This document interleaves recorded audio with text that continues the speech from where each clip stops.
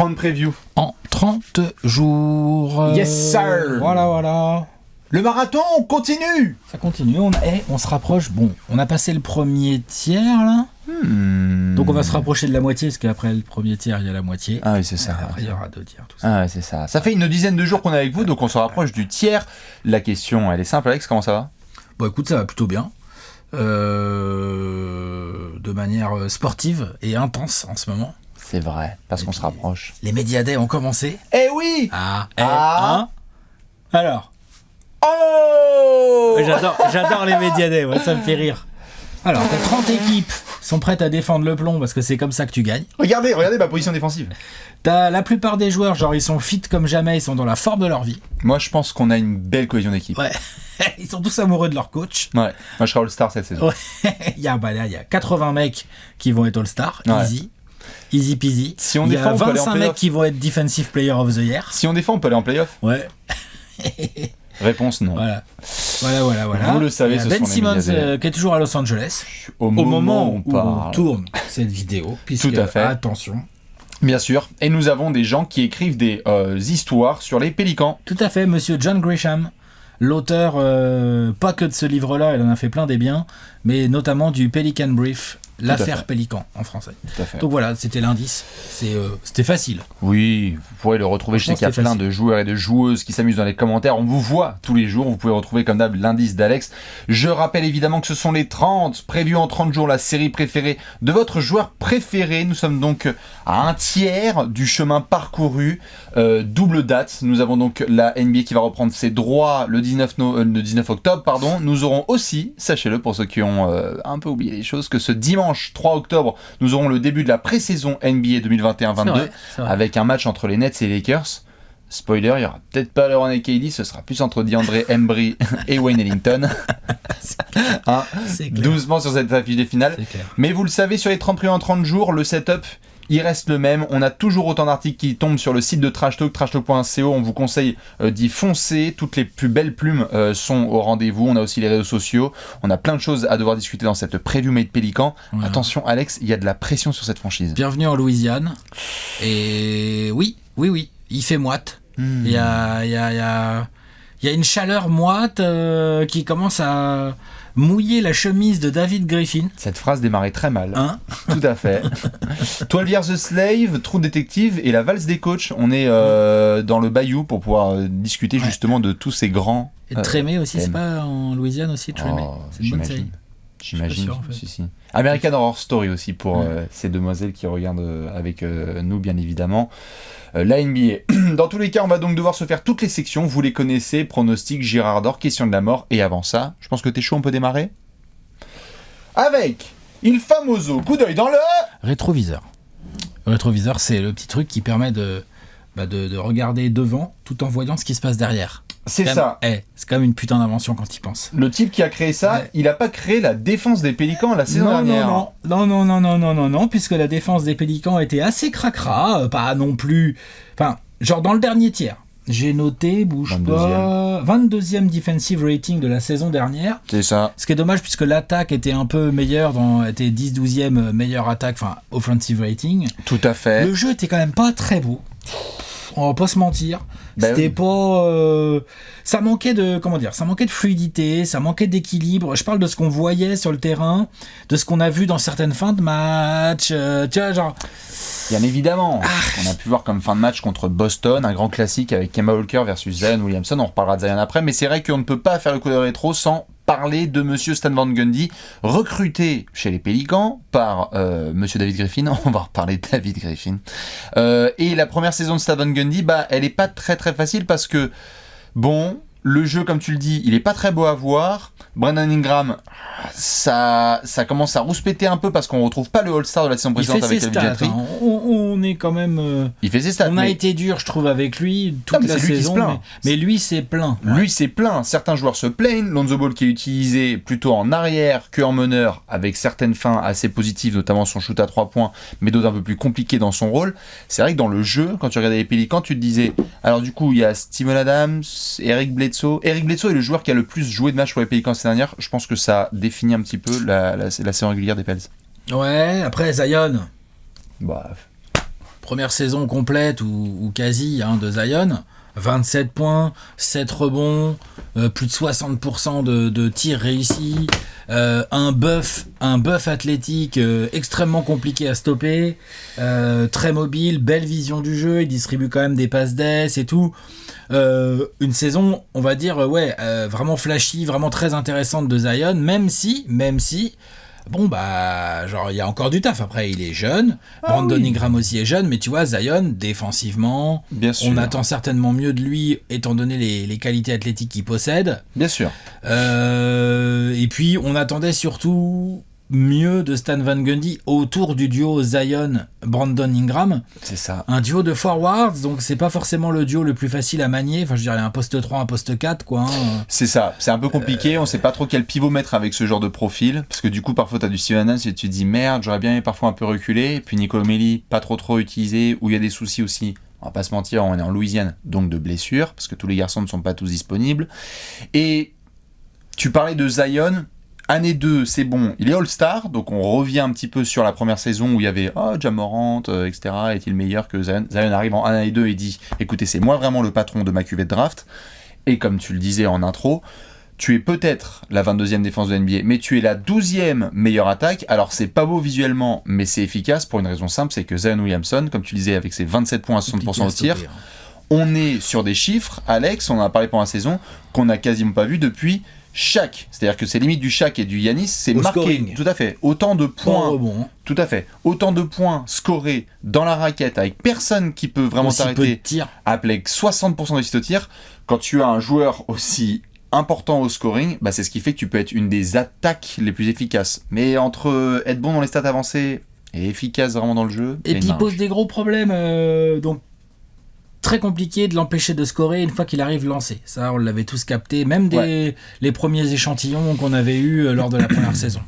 Ensuite, là, ce qu'on a pu voir, c'est qu'il y a pas mal de styles de défense qui ont été utilisés sur Zion. On lui a envoyé des mecs très mobiles et tout, mais qui, pour la plupart, en fait, les mecs, c'est des gens normaux.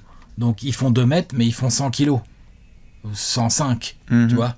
Ils font pas 130. Non. Du coup, ils se font vite enfoncer en termes de puissance par Zion. Les mecs un peu plus grands qui ont les kilos sont beaucoup trop lents parce que l'autre, il est quand même très très bizarre en termes de mobilité latérale, mobilité verticale, enfin tout ce que tu veux, il est quand même assez incroyable. Il a beaucoup de touchés, donc même quand il y a du contact, même quand il y a faute, il arrive quand même à finir. Ça, c'est quand même assez impressionnant. Ouais. Beaucoup d'adversaires se sont pointés en conférence de presse d'après-match en disant bon, là on vient vraiment de se taper la première saison vraiment dure de Zion Williamson, faut prendre rendez-vous. C'est-à-dire que tu sais que quand t'as les Pélicans sur le calendrier, tu sais que tu vas prendre soit des soucis de faute, soit 30 points dans la tête, beaucoup de galères dans la raquette, et qu'il va devenir, ça y est, il est devenu en année 2, une des obsessions des coaching staff adverses, c'est-à-dire Zion débarque en ville où tu vas chez Zion, comment est-ce qu'on va défendre en fait? Tout à fait, et puis il a montré pas mal d'intelligence dans des entames de match où il avait peut-être pas la réussite, où il ratait un ou deux petits trucs. Il attend, il se met à jouer un peu plus sans ballon, il coupe assez bien Zion. En gros, pour moi, il a vraiment un truc, vraiment le côté défensif, et en fait, il y a le côté hustle, parfois hustle et défensif, tu peux un peu les mettre ensemble, qui m'a un peu, parfois je me suis dit ça va, il est peinard le Zion quoi. Il s'est pas foulé pour le rebond, il y a un mec qui est venu lui arracher sous le nez. C'est pour ça qu'un tel bestiau qui traîne autant sous les cercles, il a que 7 rebonds par match, tu vois, c'est... On peut tout à fait attendre plus de lui. Hein. Ouais, je pense qu'on peut attendre plus de lui, même si offensivement, il a montré... je pense que, tant qu'il se blesse pas, ce mec-là, il peut foutre 25 points comme ça, et il n'y a pas grand monde qui va pouvoir l'en empêcher. Hein. En dormant, et tant que le corps y tient, tout à fait. Après, on verra, comme on l'a vu aussi avec les jeunes, souvent, ça démarre un petit peu l'écart en NBA en voulant assumer à fond le scoring pour essayer de chercher aussi la notoriété et les contrats qui vont avec, donc c'est pour ça qu'on va aller chercher les Karl Anthony Towns et qu'on va dire on aimerait un peu plus de défense, qu'on va aller chercher Andrew Wiggins, on voudrait un peu plus de défense, avec Michael Porter Jr. on voudrait un peu plus de défense, mais d'abord il installe le scoring, on espère que ça va aller mieux pour lui. Brandon Ingram, comme on l'a dit, les stats sont là, mais donc il y avait un petit peu le sentiment d'être pas trop à sa place. Les joueurs et Stan Van Gundy n'ont pas non plus été dans une harmonie totale tout au long de la saison. Preuve étant, la saison, elle se termine malheureusement pour les Pélicans un peu à la place du con, parce que tu peux pas faire 11e. Tu peux pas faire le play-in tournament.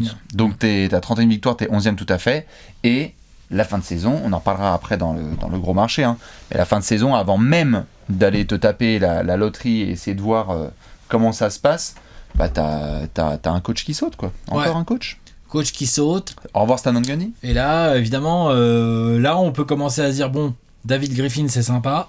Il est arrivé, il y avait Gentry. Il a voulu changer de Gentry. À la limite, on pouvait comprendre ça. T'arrives, nouveau régime. En plus, il est arrivé, quelques mois après être arrivé, il a eu le first pick de draft, il a pu drafter Zion. Mm-hmm. Il a fait une saison avec Gentry. Ouais, si je dis pas demi en plus, c'est la 19-20. Ouais, donc, c'est ça, c'est une demi. Et après, il a dit tout de suite, ok, on met Stan Van Gundy. Au bout d'un an, bim, Stan Van Gundy, tu dégages parce que c'est pas la bonne personne, ça apparemment. Pas, ouais, bien sûr, bien sûr. Bon, bah à un moment donné aussi, où on va regarder David Griffin, on va faire, gars, oui. T'es arrivé, t'avais une mission, construire autour, refaire les Pélicans, on te file un first pick de draft, on en est où en fait ? C'est ça. Donc t'as un mec qui a été All-Star en 2020 et un first pick de draft qui est All-Star en 2021. Ouais. Et c'est quoi l'histoire ? Tu vas pas faire les playoffs ? C'est ça. Tu vois, genre... Non, bien sûr, il y a des grosses questions. De toute façon, hein, David Griffin, on va en reparler en détail dans une autre section. Mais pour boucler en tout cas le coup dans le rétro, JJ Redick, qui était là en cours de saison, a été transféré du côté de Dallas. Maintenant, il fait des podcasts. On a eu la belle intégration de Najee Marshall. Moi, j'ai bien aimé regarder Najee Marshall, notamment son intégration un peu out of nowhere, un petit peu comme O'Shea Brissett, dont on parlera chez les Pacers. Un peu un des noms, un peu inconnu, Najee Marshall, qui a fait du bon travail. J'ai bien aimé. Josh Hart qui continue. Et juste la paire Kira Lewis Jr., Nick Alexander-Walker, quelques flashs, mais on se demande justement est-ce qu'ils vont être intégrés au centre du nouveau projet Pélican, parce que c'est des pics de draft assez hauts, donc il faut voir comment on va les utiliser, quoi. Ouais, non, mais clairement sur les choix de David Griffin, il y a encore pas mal de boulot. C'est ça. Et notamment, il y en avait pendant l'été, quoi. Tu vois. Et c'est ce qui s'est passé notamment cet été, on va parler de tout ça dans le marché de l'été. On va regarder ça tout de suite. Le gros tableau ? The big tableau. Le gros tableau. Alors, il y a eu du mouvement. Ouais, mine de rien, David Griffin, il est arrivé, il a fait... Alors, faut que je nettoie. On va beaucoup changer de choses à New Orleans et il faut, parce que attention, ça commence à sentir le cramé. On en reparlera ça aussi. Dans les arrivées, on a quand même un changement de coach. On parlait à l'instant d'Alvin Gentry qui dégage, Willie Green qui débat. Stan Van Gundy qui a dégagé. J'ai dit quoi ? T'as dit Alvin Gentry. Ah ouais, pardon. Mais Alvin c'était Gentry, c'était presque ça. Ouais, voilà, c'est ça, exactement. Willie Green qui débarque avec dans la poche arrière Monsieur Mike D'Antoni. Attention, ce n'est pas anodin d'avoir un petit MDA sur le côté du banc. Phoenix. Tout à fait. Le mec arrive de Phoenix avec Mike D'Antoni dans sa poche arrière. C'est ça. Ouais. Bon, après, est-ce que l'histoire dira qu'il a été formé par Steve Kerr ou par Monty Williams, on verra, mais c'est vrai qu'il est passé par les Suns. Mais il est passé. Il a l'étiquette. Exactement, il a l'étiquette. Il y a eu du gros transfert, et ça c'est un des départs qui a fait grincer des dents. Lonzo Ball sign and trade, puisqu'on a un départ de Lonzo Ball à la Free Agency, direction Chicago. Satoransky, et on a Satoransky, Garrett Temple, tout à fait. Notamment, qui débarque du côté de New Orleans. On a eu Steven Adams. Contre Valanciunas, tout à fait. Eric Bledsoe, merci, au revoir. Ouais. On le retrouvera dans une preview du côté de Los Angeles. Et tu as été récupérer un petit Devonte Graham qui n'était plus en odeur de sainteté. On a fait la preview des Hornets, vous pouvez la récupérer. Et donc, agent libre un peu restreint, puisque c'était la cuvée Mark Cannon, Lonzo Ball, etc. C'est pas un trade, quoi. C'est ça. Et donc, du coup, Devonte Graham débarque du côté de... Et puis, tu as drafté Trey Murphy. En 17. Tout à fait. Mine de rien. Je vérifie juste si c'est... Pardon, je t'en prie. Tu vérifies quoi ? Si c'était pour Devonte, si c'était un silent trade avec Wesley Iwundu. Mais je t'en prie. Ah, ouais, peut-être, remarque. Je t'en prie. Non, vas-y, je te... En 17, ils ont drafté Trey Murphy, un ailier, je dirais, qui a l'air d'avoir un... Comment ? Silent trade. C'est un silent trade avec Iwundu dedans ? Je sais pas si c'est Iwundu dedans, en tout cas, c'est un silent trade. Ça, c'est sûr. Ouais. Bon, voilà. Oui. C'est intéressant, ils ont pris un ailier qui s'est shooté. Je pense que le spacing, c'est un truc qu'on a suffisamment discuté tout au long de la saison dernière chez les Pélicans. On en reparlera dans la section suivante, on verra ce que Willie Green a sous la main pour s'organiser. Mais en tout cas, prendre un rookie dans ce genre de milieu de premier tour, donc du coup, tu as plutôt ciblé au besoin qu'au talent. Ça veut pas dire qu'il a pas de talent, Trey Murphy, mais il en a un sûr, c'est qu'il shoot. Il sait défendre et il shoot. Ouais. C'est un 3&D qui peut avoir le titre de meilleur 3&D de sa QV. Ouais, en tout cas, il est dans la discussion. Après, il faudra les laisser évoluer en NBA, les garçons. Mais ouais. Donc, voilà. Hyper intéressant. Au niveau départ, tu as cité Iwundu. Tout à fait. Il y a eu quelques prolongations. Tout à fait. Josh Hart, ça c'est bien. Il est considéré notamment par ceux qui suivent les Pélicans et par les reporters locaux comme un des jeunes leaders vocaux de cette jeune franchise, où il y a certains garçons. de Josh Hart, on rappelle, vient du trade d'Anthony Davis, où il y avait eu du Zion, du Lonzo Ball, du Brandon Ingram, Lonzo Ball et Josh Hart. Josh Hart prolongé, il a 25-26 piges, et il fallait absolument le prolonger, surtout que tu venais de laisser, entre guillemets, partir Lonzo Ball du côté de l'Illinois. Josh Hart a prolongé 35 sur 3, mais... ou un truc comme ça. Mais je l'ai pas là. Un bon petit deal. Didi Louzada, un des noms les plus fabuleux de toute la NBA qui est là, évidemment. William Gomez qui a été prolongé également. Alex, je te pose une question. Jonas Valanciunas, on l'avait vu du côté de Memphis, quand même un soldat solide. On peut affirmer que New Orleans a quand même upgrade son poste de pivot par rapport à Steven Adams. Un peu. Pas non plus... Non, mais un peu. Oui, je pense que Valanciunas est un joueur plus technique, qui space un petit peu plus. Tu me diras que Steven Adams, ça pour le coup, voilà. Le spacing, c'est entre moi et Alex. Ouais, voilà, il peut pas s'asseoir. Ouais. Oui, il space un peu plus, il est plus technique. Maintenant, ça reste un joueur qui aime bien jouer dessous. Ça reste un joueur c'est quand même intéressant de lui filer des ballons au poste, ou tu vois, et tout. Et on verra comment Willie Green veut organiser tout ça, mais Brandon Ingram peut jouer au large, mais c'est un peu dommage de pas lui ouvrir un peu les raquettes pour qu'il puisse attaquer le cercle. Et bon, Zion, c'est quoi? On va lui mettre un pivot dans les pattes. Enfin, donc, personnellement, je dirais oui, c'est une upgrade, mais que je qualifierais de légère. Je comprends. Pas non plus l'upgrade du siècle, quoi. D'homme à homme, si on prend Jonas Valanciunas et Steven Adams, je pense que vous êtes nombreux à prendre Valanciunas, mais dans la philosophie de jeu des Pels et dans la capacité à avoir un groupe qui a une bonne alchimie sur le terrain, en effet, c'est pas une upgrade de malade. On aurait préféré peut-être un pivot qui space un peu plus. On avait vu quelques piges de Nicolo Melli, un pivot un peu à la Miles Turner qui écarte à 3 points. On voulait voir ce que ça donne. Un pivot, genre un 3&D du pivot.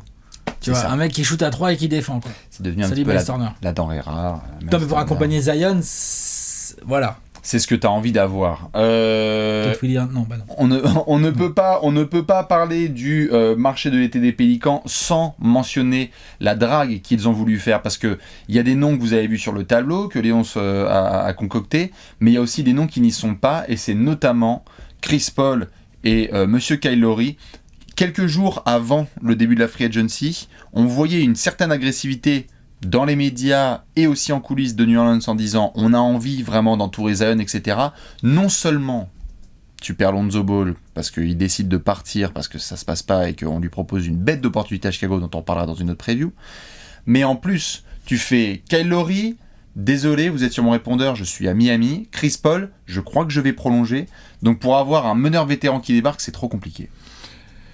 Ouais, c'est ça. Est-ce que vraiment on y a cru? Est-ce que vraiment on a cru que les Pélicans allaient pouvoir signer des mecs comme Kyle Lowry ou Chris Paul? Je pense pas qu'on y a cru. Qu'ils en aient eu envie, je veux bien le croire. Qu'il y ait eu des débuts de rumeurs vite fait, allez, mais à mon avis c'est pas aller plus loin. Non, bien sûr, je suis d'accord. Non, je suis complètement d'accord. Je pense qu'on a regardé ça en se disant tiens, ils ont libéré un peu de place dans leur cap space. On regardait un petit peu certains mouvements qui étaient faits en amont quelques semaines auparavant. On se disait tiens, il y a peut-être de la place, voir qu'ils vont laisser partir. S'ils laissent partir Lonzo Ball, c'est certainement parce qu'ils ont une idée de backup. Juste le constat que je mets sur la table, et c'est ça qui fait chier quand on regarde le marché de l'été, c'est non seulement t'as perdu Lonzo Ball, on pourra discuter après des apports de Devonte Graham, etc. Mais tu n'as pas remplacé ça par une véritable upgrade individuel. C'est sûr que pour faire jouer bien comme il faut des Ingram et des Zion, c'est vrai qu'il y avait peut-être un certain type de meneur à trouver. Et maintenant, le problème, c'est que l'effectif, il est fait. A priori, sauf si Ben Simmons passe par là, mais il devrait plus trop changer. Normalement. Pas trop là, tu vois. Normalement. D'accord ou quoi? Ouais. Donc du coup, l'ami Willie Green, il va quand même avoir de sacrés dilemmes auxquels il va devoir répondre quand il va composer son 5 majeur, non? Qu'est-ce que t'en penses? J'ai même pas envie de faire la transition parce qu'il est déjà tout fait. On va regarder ça tout de suite dans le 5 majeur.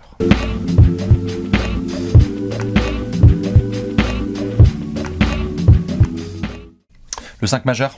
5 joueurs. Un meneur, un arrière, un ailier, un chaque et un pivot. Nous sommes chez les Pélicans et dans cette section, vous le savez, nous devons aller dans le bureau du coach. Attention, il pourrait changer tous les 8 mois à New Orleans. On va devoir justement commencer tout de suite avec la question que vous connaissez dans ces previews. Y a-t-il des verrous dans le 5 majeur des Pélicans? Pelicans? Say hello to my little friend. Moi, j'en ai 4.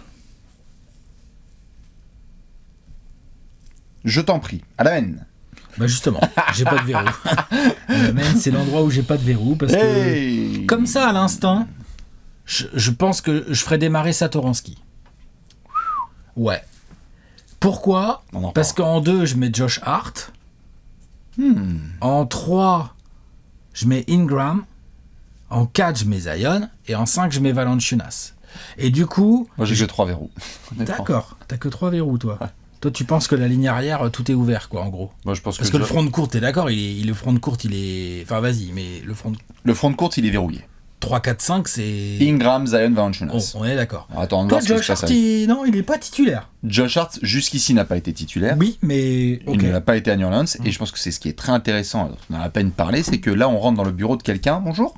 Comment vous fonctionnez, en fait ? Parce que Willie Green, c'est de la découverte. Oui, tout à fait. Hashtag, tous les autres garçons dont on va parler. On va faire la preview des Celtics avec Ime Udoka. On va se poser des questions. On a parlé du Magic déjà avec Jamal Mosley. Tout à fait. On va passer du côté peut-être d'une ville où il y a un président et on verra aussi M. Wessenseld Jr. On va avoir des discussions. Tout à fait.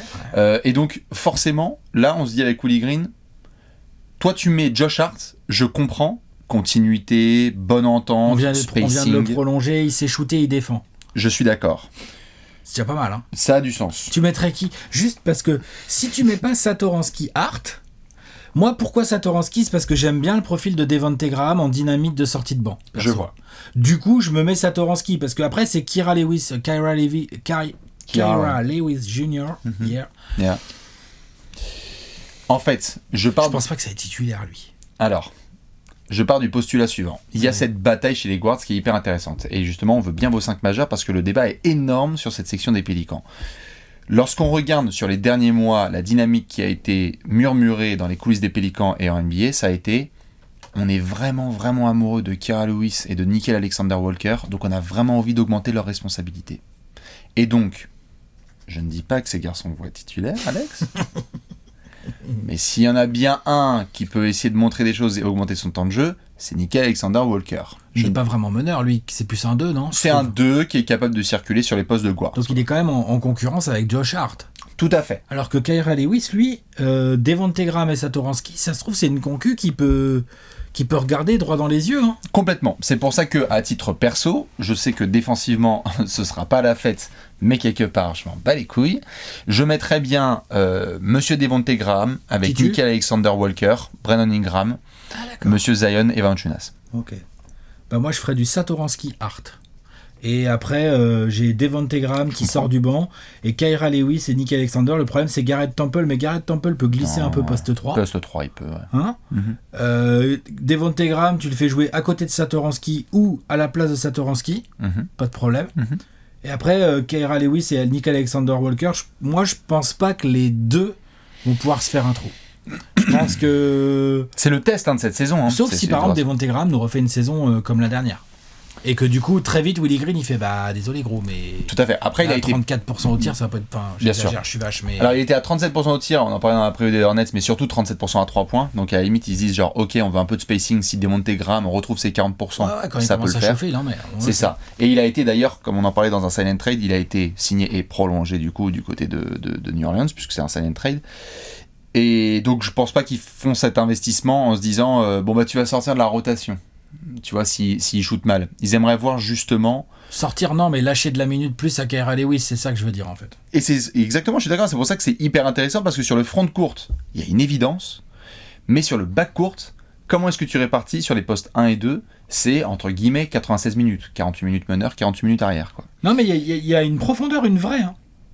Il y a 5 joueurs à faire tourner sur 2 postes. Quoi. Ouais, je me demande vraiment ce que va nous concocter Willie Green, parce que comment il va faire jouer les Pélicans en fait ? Quelle va être la philosophie de jeu des Pélicans ? Peut-être qu'en fonction de la philosophie de jeu, tu auras aussi des mecs qui seront titulaires de fait parce que Willie Green par exemple va décider que non, sur le back court je veux que ça défende le plomb et en attaque on fait confiance à Ingram et Zion, tu vois par exemple. Donc je mets Josh Hart à côté de... c'est lequel qui défend le mieux là-dedans qui défend le mieux là-dedans ? Satoransky ? Tu peux mettre Sato, mais... Tu vois, Sato, l'aspect que je veux bien en tout cas avoir pour Nickel Alexander-Walker, on va le voir, c'est que tout à fait. Ingram, il peut retrouver un niveau défensif qu'il avait. Graham, j'ai dit. Graham. J'ai dit Graham. Oui, parce que je réfléchissais au poste 1. Ah oui. Quel est, d'après toi, le poste 1 qui défend le mieux? Franchement, en l'état actuel, c'est une bataille entre du Satoransky et juste voir ce que tu es capable de faire avec Nickel Alexander-Walker. Ah, au poste 1, à côté de Josh Hart, genre en mode on met de la longueur et des qualités athlétiques. Pas con, je dis pas non. En fait, sur l'aspect de Nickel Alexander-Walker que tu soulignais, c'est que vu qu'il a un petit peu plus de création et d'handle, je veux bien l'envisager en sortie de banc parce que il faudrait déjà qu'il y ait beaucoup de ballons dans les mains de Ingram et de Zion. Donc, je peux le décaler sur le banc. Mais c'est juste que c'est tellement... De toute façon, on va en parler après dans la question, mais c'est tellement fou de voir que les derniers mois ont été vachement véhiculés autour de la responsabilisation de ce qu'on l'appelle NAW, Nickel Alexander-Walker, et Kira Lewis Jr. T'as le sentiment qu'ils veulent vraiment leur donner plus de responsabilité, et je me demande en quoi le process de recrutement qui a eu lieu pour avoir Willie Green n'a pas forcément pris ça en compte, tu vois. Possible. Mais est-ce que vraiment l'urgence, c'est de filer des responsabilités à Kira Lewis et à Nickel Alexander-Walker? On est dans le bureau de David Griffin, Alex. Ouais. Est-ce qu'il n'y a pas d'autres urgences quand même à gérer avant? On est dans le bureau de David Griffin, voilà. Alex. Parce que bon, sur le front de course, on a dit c'est acté. Donc après, tu auras du Trey Murphy ou du Temple qui pourront passer au poste 3 derrière Ingram. Najee Marshall. Najee Marshall, c'est un 3 un peu 4, c'est lui, un non 3. Ouais, il peut pas jouer un peu 4, lui. Un peu, vite fait. Parce que qui joue derrière Zion? Ah bah c'est Trey Murphy. Ah oui, d'accord, d'accord, ok. Ouais, ok. Ah, je pense qu'il va être 4. Hein. Ah bon?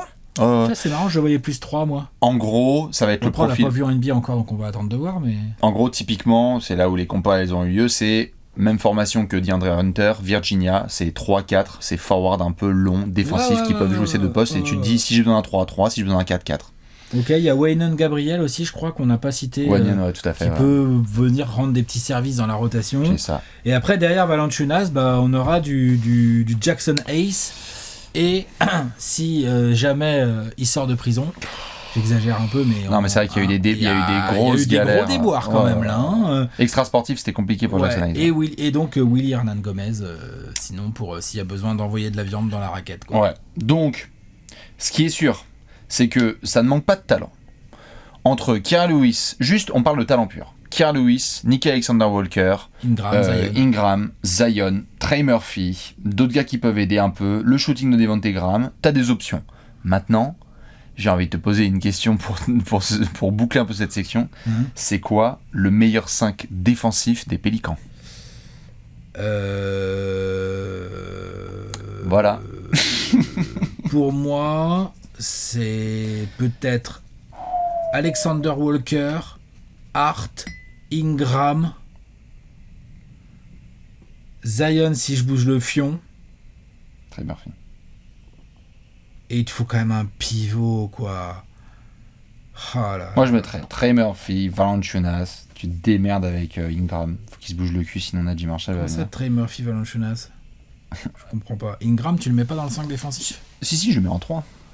Et donc, il est où Zion? Ah, tu mets pas Zion? Bah en tout cas, jusqu'ici, défensivement, faut qu'il montre autre chose. Ouais, mais il va être sur le terrain, donc il va falloir défendre avec Zion. Hein. Faut que Zion se bouge le fion, et il va falloir défendre avec Zion. Hein, c'est bien pour ça que je mets la question sur la table. Ouais, c'est que c'est un peu compliqué si en fait ta star numéro 1, elle montre pas un petit peu plus d'implication. C'est là que Willie Green, hyper intéressant, va devoir nous montrer justement ce qu'il donne en tant que coach, parce que tu peux avoir tout ce talent, mais si t'es un coach à la philosophie pas top défensive, et que tu n'arrives pas à implanter, entre guillemets, ta philosophie de jeu, ça peut vite être une galère dans une saison, on rappelle, où il y a de la vraie pression. C'est-à-dire que les Pélicans doivent délivrer des résultats. Ah bah oui, là on les attend, hein. Gentiment, quoi. Donc là, on a vu des... On en reparlera dans notre preview, hein. J'y pensais là en préparant cette vidéo. On a déjà vu des profils de jeunes coachs qui débarquent, ex-assistants, et font leur marque ou pas. Type... Je débarque, Kenny Atkinson, et je me fais un nom. Parce que sorti d'Atlanta, et ça fait 2 saisons. Mike Budenholzer, Quinn Snyder, ça fait plus de taf, tout à fait, mais le jour où il va revenir, on va être là genre. Ouais, c'est possible. Parce qu'il a montré ce qu'il pouvait faire. On a aussi Jacques Vaughn. Genre, on est sûr, pop, etc., l'école pop, et puis après, en fait, au bout de 2 saisons à Orlando, on est là genre. Non. Dans quelle direction va nous amener Willie Green? Pour le moment, les retours de la plupart des exécutifs NBA et des gens dans les gros cercles NBA disent bête d'acquisition de la part des Pélicans. Ils ont pris un des assistants qui était les plus à Phoenix, on ne tarit pas d'éloges au sujet de Willie Green. Et Steve Kerr, pareil. Là, genre... Alors, les mecs, t'avais l'impression qu'on leur enlevait... Monty Williams. Ouais.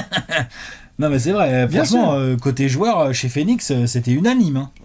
Je crois que c'est peut-être là, d'ailleurs, une des plus grosses modifications qu'il y aura. Et ça va être intéressant de voir, parce que tu en parlais au tout début de la preview dans le style de jeu. C'est que autant Stan Van Gundy... ça n'allait absolument pas avec le côté jeune. D'ailleurs, on avait vu l'arrivée, on a fait genre, oulala. Et même, c'est la façon de jouer. Là, on espère que Willie Green... Et c'est justement dans la façon de jouer, ouais. Ouais, va amener des modèles à la Monty Williams, à la Steve Kerr, enfin les choses qu'il a apprises ces dernières années, et qu'il a pu voir, et qui va nous ramener des angles, qu'il va remettre à sa sauce, évidemment, et que... On comprend bien son gros challenge. Bon, on parle beaucoup de défense, mais son gros challenge, c'est de trouver un équilibre de jeu qui permette d'avoir un peu de certitude pour exploiter au maximum le talent de 2 mecs qui ont le niveau All-Star, quoi. Tout à fait. T'as quand même 2 mecs qui ont le niveau All-Star. Bien sûr. Donc, je veux dire, non, mais c'est... toutes les équipes ont pas ça, là. Là, comme on le disait, on en est arrivé au premier tiers, un peu plus du premier tiers des previews. Bah, il y a plusieurs équipes, on n'a pas dit, il y avait 2 mecs de niveau All-Star. C'est ça. Là, c'est du lourd. Donc, pour moi, la première contrainte, la priorité de Willie Green, ça doit être de comment je joue, que ce soit en attaque et en défense. Tout à fait. Comment je joue, mais j'ai besoin d'avoir Ingram et Zion sur le terrain. Ouais, quel est mon meilleur 5 ? Quel est mon meilleur 5 ? On est en fin de match, let's go. Est-ce que Willie Green, c'est un mec qui est capable de faire, c'est quoi ? Vous me cassez les couilles avec Valanciunas. Zion en 5, Ingram en 4, que des mecs, des fous furieux autour qui sanctionnent à 3 points. Et en fait, on se rend compte que le rating de ce 5... bah en fait il est quasiment indéfendable. Un petit death non mais tu vois line-up là. Il y a des trucs à trouver, c'est-à-dire que littéralement si ça se trouve, je sais que pour certains c'est inconcevable un Zion en pivot, mais si ça se trouve ils vont mettre des longueurs de bras autour de lui au poste 4, 3 et 2 et ils vont se dire bon bah on a un mec complètement indéfendable sur pénétration. Puis d'avoir de l'espace pour le coup. Avec de l'espace parce qu'il y a des mecs autour en fer à cheval. Et défensivement, pour éviter que justement il se fasse enfoncer, mais alors va enfoncer Zion quand même, s'il se bouge un peu le cul, tu mets vraiment défensivement, tout à fait. Mais tu mets des mecs autour qui évitent ces pénétrations, on a vu que c'était des portes de salon. Cercle, les rebonds, comment tu gères. Non mais tout à fait, il a des vraies problématiques tactiques. Très hâte de voir, oui. Et donc il y a un équilibre, alors clairement, alors là les Pélicans de début d'année, je vais être là genre, ok, vas-y Willy, c'est quoi l'idée ? Un Trey Murphy starter. Ouais. C'est le pivot titulaire il a mis Valanciunas sur le banc, le bâtard. Sur Valanciunas, 6e homme de l'année. Il y a des choix. Non, il y a des choix à faire. Ça se trouve, la paire Devonte Graham, Valanciunas en sortie de banc, c'est un enfer pour les secondes units de la ligue. Hein. Demande à Toronto. Hein. Quand ils avaient foutu Valanciunas sur le banc et qu'ils ont dit genre, attends, du coup, on va peut-être un peu essayer. Je sais plus si c'était Toronto, mais je pense que c'était à Toronto qu'ils avaient essayé certains line-up où ils disaient, on va mettre JV un peu en sortie de banc et voir s'il peut martyriser certains gars. Ouais, c'est ça, c'était la saison. C'était laquelle ? Ouais, c'était sa dernière saison. Bah...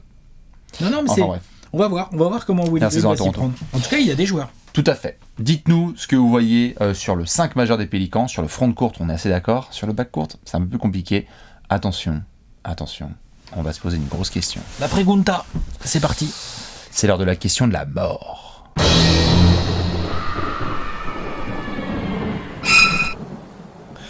La question. The pregunta of the muerte, comme on dit en Louisiane. La question de la mort, il y en a une par franchise. Il fait chaud, il fait humide. Nous sommes dans le bayou et un la question de la mort. Bourbon dans le verre. Vous êtes dans le bureau de David Griffin. Exactement, et la question qu'on va devoir se poser, la question de la mort pour les Pélicans. Est-ce que c'est déjà l'année de la panique autour de Zion Williamson si les progrès chez les Pélicans ne sont pas là? Remettons le contexte. J'ai très hâte de faire cette question de la mort parce qu'il y a beaucoup de choses qu'on va devoir discuter. Zion Williamson est arrivé en NBA avec énormément de hype, numéro 1 de la draft, beaucoup d'attentes, et dès son année 2, il montre qu'il est fabuleux à titre individuel, machine à scorer, autour de laquelle tu peux peut-être construire une équipe compétitive à définir. Malheureusement, autour de lui, le régime il est simple. On a eu un coach, Alvin Gentry, saison compliquée 2019-2020, elle est tronquée, changement de coach, et on avait déjà eu un changement de general manager, puisque c'était l'histoire avec David Griffin. Dès l'été qui pointe, là, 2021, premier dossier qui commence à sortir sur The Athletic, attention, Joe Vardon plus Shams Charania et toute la clique, ça commence à tirer la gueule autour de Zion Williamson, parce qu'il a le sentiment clair qu'il n'est pas du tout au bon endroit pour être compétitif. Ce qui a été rapporté par la suite et confirmé.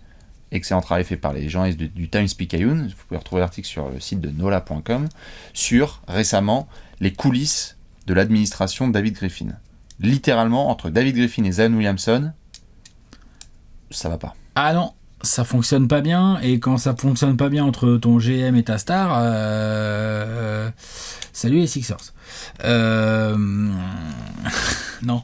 Hein, enfin, et une de tes stars, parce que faut pas oublier Brandon Ingram dans cette histoire. Tout à fait. Parce que Brandon Ingram, lui, il a prolongé. Donc lui, il a un contrat encore sur plusieurs années.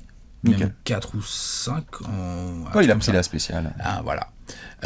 Et lui aussi, peut-être qu'à un moment, il peut poser problème. Donc tu as le problème éventuellement de la relation Zion-David Griffin, tu as le problème de Zion et son entourage qui pourrait trouver que c'est pas assez bien les Pélicans pour gagner et vraiment aller plus loin et nourrir de vraies ambitions NBA. Mais en plus de ça, tu auras le cas Ingram à gérer, où Ingram, il a signé l'extension max, c'est pas non plus pour faire 12e tous les ans, je pense pas, tu vois. Et il a le talent pour faire des choses. Donc ça te fait deux gars, ou l'un sur lequel tu as encore du temps, Brandon Ingram au niveau contractuel, l'autre sur lequel t'as plus trop de temps là.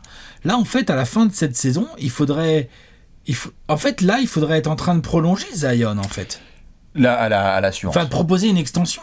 Ouais, mais commencer un peu à mettre des bases. Et le problème, c'est qu'au moment où tu commences les discussions, en l'état actuel, les discussions, tu as le sentiment qu'elles ne peuvent pas trop avoir lieu. Ouais, elles sont très compliquées parce que je sais très bien ce que certains vont pouvoir dire. Le Media Day, par définition, c'est l'optimisme et les sourires. Donc, Zion Williamson s'est pointé professionnellement au Media Day des Pélicans et a dit littéralement « J'adore la ville de New Orleans, j'adore cette franchise et j'ai envie de gagner ici ». C'est normal, c'est la base, c'est ce qu'on appelle les relations publiques. Ouais. Tu vas pas commencer à dire c'est le camp d'entraînement, je vous emmène. Ouais, genre fais chier, je veux me barrer d'ici. Non, tu ne peux pas. Voilà, mais ça vaut rien. Enfin, je veux dire, ça vaut rien.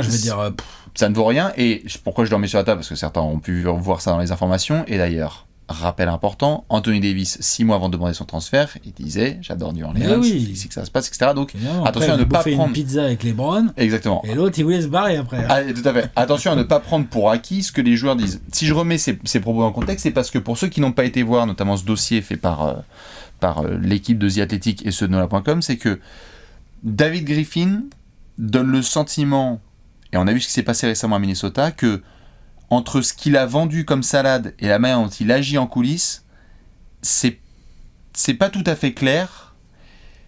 Il y a même eu apparemment dans des groupes WhatsApp au sein des Pélicans le fait qu'il le surnommait David Croze, en référence à Jerry Croze, pour ceux qui ont vu la série The Last Dance ou pour ceux qui ont suivi évidemment la dynastie des Bulls, avec un general manager qui s'était aliéné du reste du groupe parce que ses décisions étaient un petit peu avec des œillères et un peu héliocentrées. Il a fait 72. Mais il y en a un, il a gagné 6 titres, et il y en a un qui surfe, c'est indéniable, sur le titre de 2016 de LeBron. Il faut rappeler aussi que David Griffin a ça sur son CV. Oui, il a ça sur son CV. Mais là, il est en train de, petit à petit, il est en train de mettre des tâches sur son CV. Tout à fait. Son début de direction, de prise depuis qu'il est en poste à New Orleans, c'est pas ouf. Alors, il n'a pas que des situations faciles à gérer et tout. Bien sûr. Sauf que là, on le répète, mais entre Ingram, Max, et puis on verra comment il est géré, et Zion, qu'il va falloir séduire, c'est de ça dont on parle. Zion... il faut lui montrer que c'est ici que tu peux gagner. Qu'est-ce qui se passe là si tu refais... Je sais pas si tu refais tu fais pas les playoffs là c'est toute la question. Avec les Pélicans là, Zion, tu vas lui dire t'inquiète, tranquille, fais-moi confiance, re-signe, ça va le faire. Il va pas te croire. C'est là qu'il y a toute la question et ça va être hyper intéressant parce que beaucoup de gens en parlent aux US de la façon dont les contrats rookies sont modelés aujourd'hui. Il y a 2 scénarios. Le premier qui semble évident, c'est que quoi qu'il arrive, les Pélicans vont proposer la saison prochaine les yeux fermés, je veux dire Zion pourra jouer 0 match, ils vont lui proposer 210 millions sur 5 ans, ils vont lui dire tu n'auras jamais un chèque comme ça à un autre moment de ta vie, en plus avec les incertitudes physiques, etc., tu peux peut-être le signer. Donc ça c'est l'option A. L'option B, c'est Zion Williamson se retourne et fait mais moi j'ai absolument pas envie d'être Karl Anthony Towns en fait. Ah, donc il lui propose, mais l'option B, c'est que Zion refuse. Ton option A, c'est que Zion accepte. C'est que, exactement. Et c'est que beaucoup d'observateurs se demandent s'il y a un rookie un jour qui, malgré une montagne de fric qui lui est proposée, va dire « J'ai pas du tout envie d'être dans une franchise dysfonctionnelle. Je sais très bien que l'argent c'est important, mais j'ai envie d'être compétitif. » Il pourra en avoir ailleurs, un petit peu moins. Il pourra en avoir ailleurs, mais exactement. Surtout un joueur comme Zion qui, à la différence de Towns, peut lui avoir 2K, Gatorade, Nike, etc. Enfin, je veux dire, Zion, il peut gagner de l'argent avec une pépite commerciale. Au-delà de ses contrats de joueurs. Tout à fait. Et donc, tu as deux scénarios. Est-ce que tu penses qu'on pourrait avoir un scénario dans lequel un joueur comme Zion voit en effet un contrat max qui lui est proposé l'été prochain, une extension que les Pélicans vont proposer les yeux fermés? Je pense, ouais. Est-ce qu'un joueur comme Zion pourrait refuser? J'ai du mal à y croire.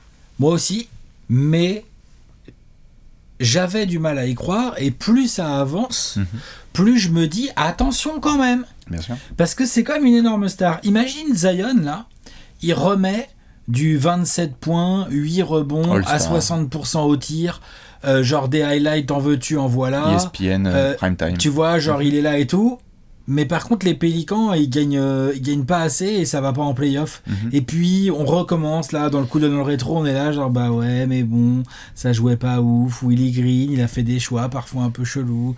Et puis, David Griffin, il a tenté un trade à la deadline, mais bon, ça a pas donné. Tu vois, genre, tu sais, on les connaît ces saisons-là.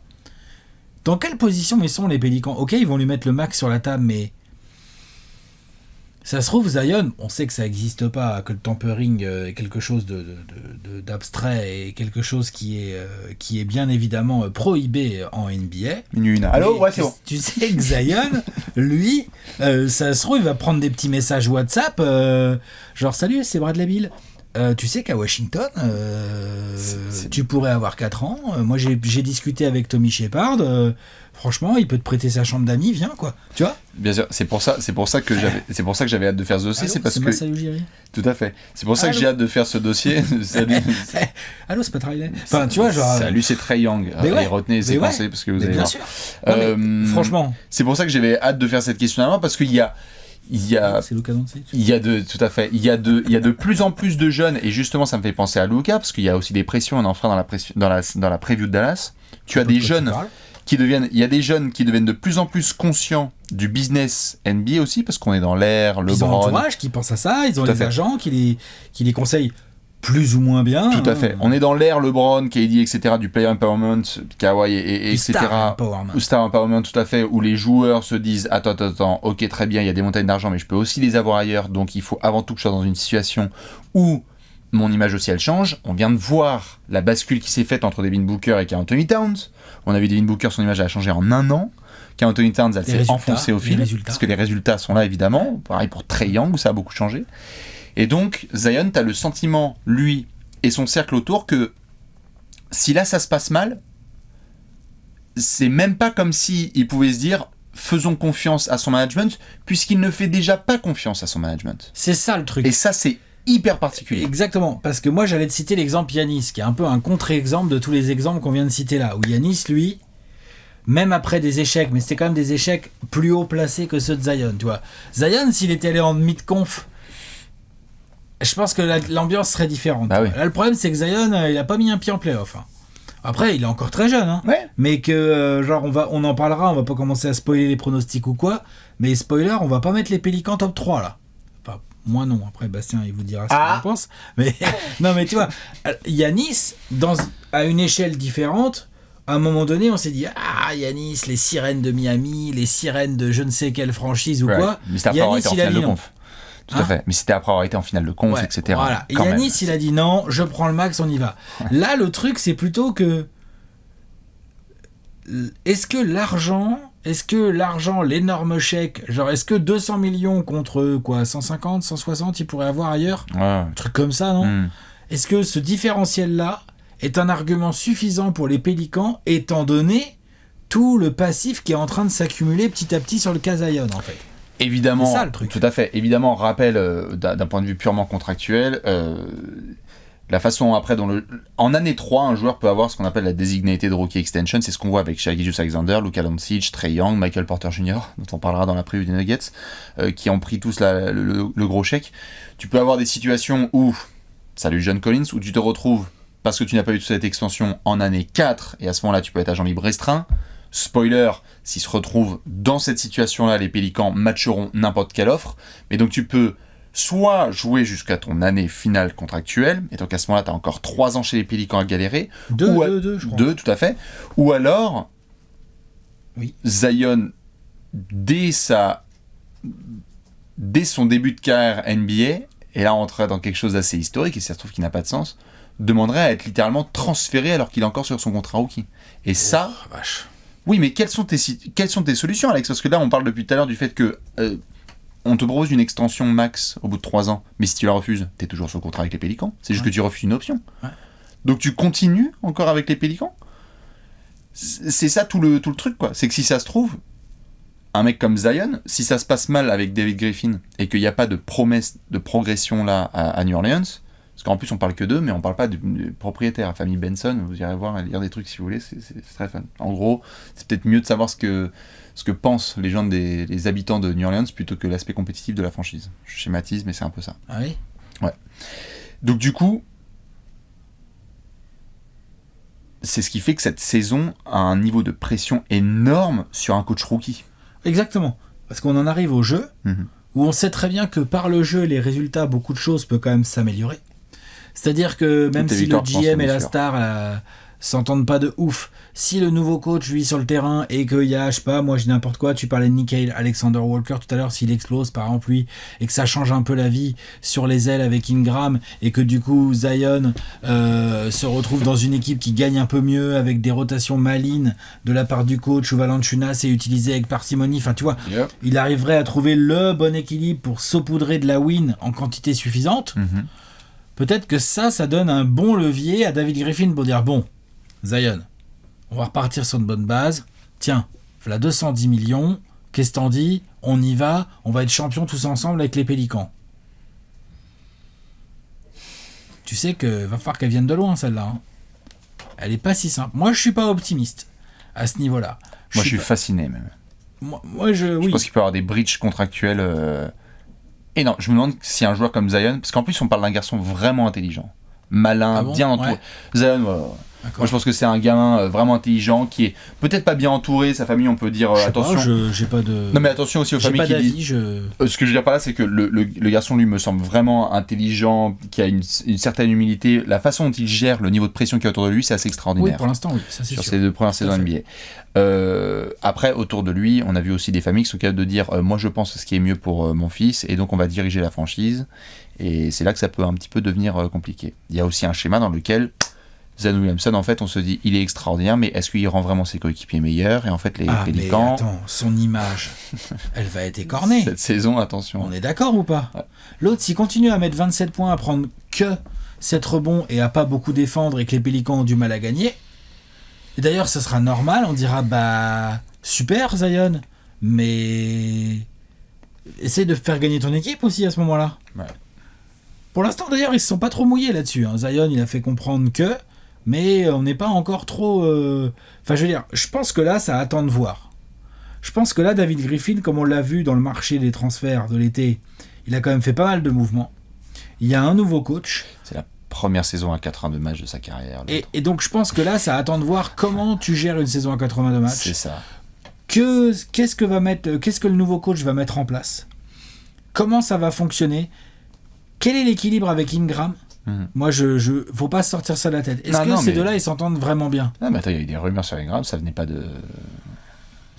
de n'importe où. Hein. Alors certes, on pouvait dire que ça sort de n'importe où, mais je pense qu'il se pose des questions sur la compatibilité de ce duo. Pas toi, moi je m'en pose. Hein. Moi, je m'en pose aussi. Je vais pas te mentir que même au niveau de la dynamique d'équipe, il y a... J'essaie de remettre les pièces dans l'ordre.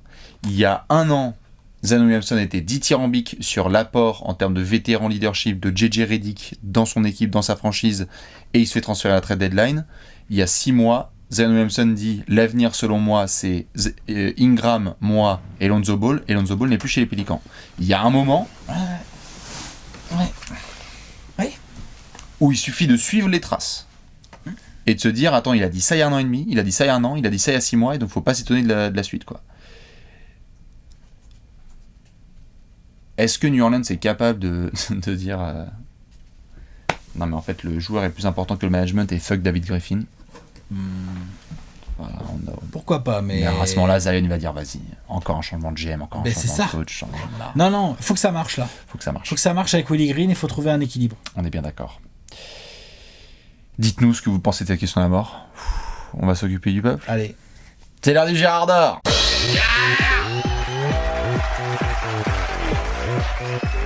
Le Gérard d'or. Le Gérard d'or. Alex, backflip. Hop. Oula, c'était pas loin, mais c'est maîtrisé. C'est maîtrisé. La slow-mo, la Comme VAR. David Griffin avec le contrat de Zion. Tout à fait. Vous le savez, nous sommes au Smoothie King Center. Non, flingué là. Le nom est flingué. Nous sommes à New Orleans et donc nous allons devoir choisir un joueur qui va nous faire cliquer beaucoup plus sur les Pélicans que les autres. Alex, qui est ton Gérard d'or cette saison? Devonte Graham, le transfuge des Hornets, joueur que j'aime beaucoup, qui m'a fait un peu de la peine sur certains moments la saison dernière. Il y a 2 ans, vraiment, c'est une révélation absolument incroyable. Excitant et tout, le duo avec Terry Rozier, l'autre il prend feu, il est clutch et tout, il rate 1, 2, 3, 4, 5, 3 points, puis tout d'un coup il se met à tous les mettre, provoque des fautes, il donne beaucoup d'énergie, ça flex et tout, enfin c'est un joueur vraiment très intéressant, je crois encore beaucoup à son potentiel, personnellement. Je crois beaucoup au fait que dans la rotation de Willie Green, j'espère que Willie Green va l'utiliser en sortie de banc pour amener de la folie, de la création, du scoring, du punch, soit à côté d'un meneur, soit lui-même en poste 1. Il se débrouille, il bricole, voilà. Donc plutôt sortie de banc pour moi. Une bonne tête de Factor X, bien excitant. Le genre de gars qui, dans les matchs où on a vu l'année dernière les Pélicans, des soirs ça coinçait un peu et tout, peut dynamiter un peu tout ça, amener du spacing, son énergie peut être communicative, il peut vraiment amener un truc que les Pélicans n'avaient pas l'année dernière si Willie Green l'utilise comme il faut. Voilà. Devonte Graham. C'était court, net et précis, monsieur Devonte Graham. Bien écoute, je vais basculer moi sur monsieur Now. Nickel Alexander Walker. Allez. C'est le cousin de Shai Gilgeous-Alexander. C'est ça, on a de la. C'est ça, hein. Il y a de la fratrie, ouais. Et d'autres garçons avec des noms composés, allez-y. Vous pouvez vous faire plaisir dans les commentaires. Nickel Alexander Walker. En fait, on en a parlé évidemment dans le 5 majeur et dans toutes les grosses questions qu'on se pose chez les Pélicans. Il y a ce backcourt là qui sort du lot. C'est Kira Lewis, c'est Devonte Graham, c'est Nickel Alexander Walker.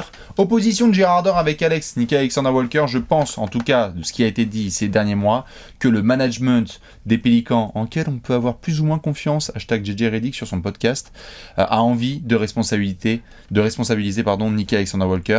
Il y a de la folie, il y a de la création, il y a un peu de responsabilité et de capacité à créer son shoot comme le shoot de ses copains, et je crois que New Orleans a besoin en fait d'un garçon sur le backcourt qui sorte du lot, qui a du talent. Ça peut être Kira Lewis, totalement. De toute façon, vous passez après Eric Bledsoe, les frères, ça donc peut être il y a de la place. Ça peut être Devonte Graham, ça peut être aussi Nickel Alexander Walker.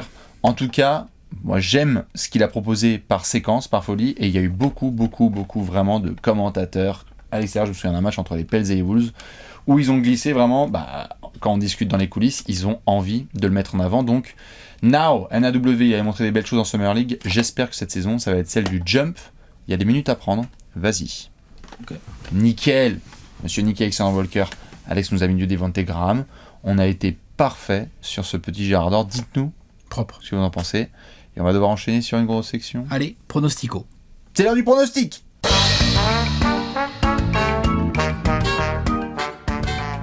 Pronostic time. Pronostico. L'avenir. Tout à fait. L'avenir, c'est maintenant. The future. Exactement. Nous sommes dans cette section. 24 secondes pour Alex et 24 secondes pour Bibi dans cette section. On vous raconte l'avenir. Mais avant ça, une petite cote. Une belle cote, même, qui vous est donnée ici dans ce magnifique bandeau Paris On Sport Made in Léonce.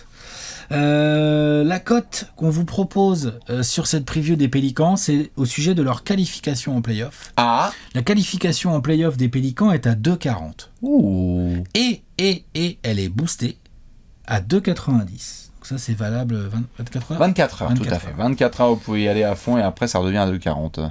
Voilà. T'en penses quoi, toi, Bastien? 2,40? Parce que 2,40, c'est pas une... Enfin, je veux dire, c'est pas 7,50, quoi. C'est pas... Genre, ça veut dire que On y va. Là, ça y croit un peu. Ouais, quoi. Les gens y vont. Il va falloir taffer, il va falloir y aller. Mais sur un alignement des planètes, hashtag Grizzlies, tu peux te retrouver en playoff au premier tour. Après, le truc, c'est que pour aller en playoff, on parle d'être qualifié en playoff. Donc pour aller en playoff, tu peux être 9e ou 10e. Et faire les bons gros matchs qu'il faut au moment du play-in et donc aller en playoff. C'est pour ça que je disais hashtag Grizzlies, tout à fait. C'est pas qu'il y a 10 places, c'est qu'il y a 10 chances. Tout à fait. Hashtag Grizzlies, tu es dans le play-in et tu te démerdes et finalement la cote des Grizzlies est passée la saison dernière. Et bien celle-là sera celle des Pélicans. Moi je la trouve intéressante. Elle va droit dans la lignée de ce qu'on disait. Il y a de la pression à New Orleans, il va falloir assumer. Hashtag évidemment, on le sait. Alex, disclaimer. Le petit disclaimer, le petit mot important. Essayez vraiment, on le répète, mais essayez de ne pas jouer les sous que vous ne pouvez pas vous permettre de perdre. Règle simple, mais règle efficace. Comme le management de New Orleans. Ne dépensez pas les sous que vous êtes sûr que vous allez perdre. Par exemple, quand il va parier, il mise 1 euro, 50 centimes, ça dépend. Tout à fait, ou 10. Tranquillement, je peux te dire. Ça dépend de la fin du mois, quoi. Je peux te dire que je ne mettrai pas 1 euro sur le titre des Pélicans cette année. Ah, le titre, non. Non. J'ai un over-under aussi, si ça t'intéresse. C'est combien ? De chez nos amis de Paris en Sport également, il est à 38,5. Alors moi, personnellement, je le trouve magnifiquement bien. Over ou under ? On va voir, on rappelle que l'over-under, évidemment, on dit 38,5, donc est-ce que les Pels vont faire plus de 39 ou moins de 38 ? On va voir ce que ça fait. Jusqu'à 38 ou à partir de 39. Exactement. Voilà, Maintenant, Alex, on va devoir parler de l'avenir. Allez. Et du futur en 24 secondes. T'es prêt ? Ouais. 24 secondes pour Alex, 24 secondes pour Bi. Attention. Attention, 3, 2, 1. Jamal Magloire ! 38 victoires cette saison pour les Pélicans pour ma part, donc c'est un peu en dessous des 50%. Pour autant, je crois que ça me les casse 10e, donc ils auront leur chance au play-in. Il y a 2 grands talents. Encore faut-il voir comment Willie Green va les utiliser. J'ai beaucoup de scepticisme quant à la capacité de cette équipe à créer un vrai spacing et une bonne défense. Donc ça me fait 2 choses qui font que je peux pas tellement les mettre plus haut. Donc ça progresse un peu, mais pas tant que ça. Magnifique. C'était 24 secondes. 27. C'est bien.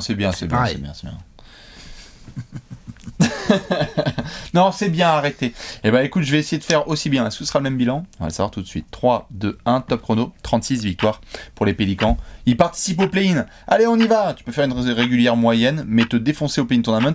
Et donc montrer à Zion, regarde, on a un peu d'optimisme. Attention par contre, comme je l'ai dit, il y a des traces qui s'effacent pas. Et donc JJ Redick, Lonzo Ball et la relation entre Zion Williamson, David Griffin et compagnie, beaucoup de pression sur un coach rookie.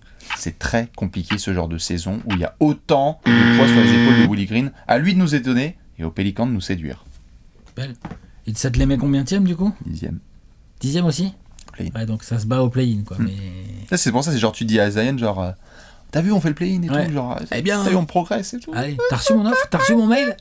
C'est ça. On va montrer le gros tableau ? Allez. Le gros tableau made by Léos. Belle. Une équipe de play-in à l'ouest. Ça se remplit. Ouais. Ça se remplit, ça se positionne, doucement mais sûrement. Vous pouvez vous aussi faire ce tableau et nous dire où est-ce que vous voyez les Pélicans cette saison. Bien évidemment, on va vous faire des bisous, on va souhaiter bonne chance à tous les copains de Nola. Et on se retrouve demain avec une autre preview. Je vous laisse tout de suite avec l'indice d'Alex. L'indice, c'est la famille Sous-Bois. Tout à fait. À demain. Ciao. Ciao.